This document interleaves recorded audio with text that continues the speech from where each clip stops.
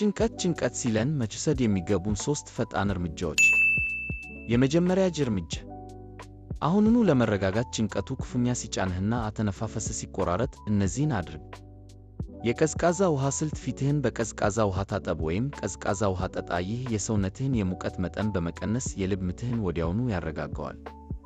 አተነፋፈስን ተቆጣጠር። አየር ወደ ውስጥ ለ4 ሰከንድ ሳብ፣ ለ4 ሰከንድ ያዝ፣ ከዚያም ለ6 ሰከንድ ቀስ ብለህ በአፍህ አስወጣ። ይህ አእምሮህ ከሰላም ነው የሚል ምልክት እንዲያገኝ ያደርገዋል። አካባቢህን ቀይር። ካለህበት ክፍል ወጣ ብለህ አየር ተቀበል ወይም ለጥቂት ደቂቃዎች የእግር ጉዞ አድርግ። እንቅስቃሴ የጭንቀት ሆርሞኖችን ያቃጥላል። በሁለተኛ ደረጃ፣ የአስተሳሰብ ለውጥ። ጭንቀቱን ለመቀነስ። ጭንቀት አብዛኛውን ጊዜ የውሸት ታሪኮችን ይነግረናል። እነዚህን ጥያቄዎች ራስን ጠይቅ። ይህ ነገር ከ1 ዓመት በኋላ ትርጉም ይኖረዋል? ብዙ ጊዜ የምንጨነቅባቸው ነገሮች የዛሬ ሳምንት እንኳ የማይታወሱ ናቸው። ልቆጣጠረው እችላለሁ? መቆጣጠር በማትችለው ነገር ላይ መጨነቅ ኃይልህን በከንቱ መፍሰስ ነው። ትኩረትህን አሁን ማድረግ በምችለው ትንሽ እርምጃ ላይ ብቻ አድርግ።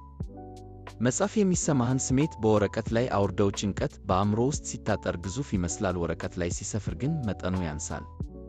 በሦስተኛ ደረጃ፣ የረጅም ጊዜ ልምዶች። ጭንቀትን ለመከላከል ጥራት ያለው እንቅልፍ። እንቅልፍ ማጣት የጭንቀት ቀዳሚ ጠላት ነው። አእምሮህ እንዲያርፍ ዕድል ስጠው። ከማኅበራዊ ሚዲያ እረፍት መውሰድ። የሌሎችን የተስተካከለ ሕይወት ማየት የራሳችንን ሕይወት እንድንጠላና እንድንጨነቅ ያደርገናል። ስልክህን ለተወሰነ ሰዓት አጥፋው። ምስጋና ልመድ። በየቀኑ ማታ ከመተኛትህ በፊት ከዛሬ የሆነልኝ 3 ጥሩ ነገሮች ብለህ መዝግብ። ይህ አእምሮህ ከመጥፎ ነገር ይልቅ ጥሩውን እንዲያይ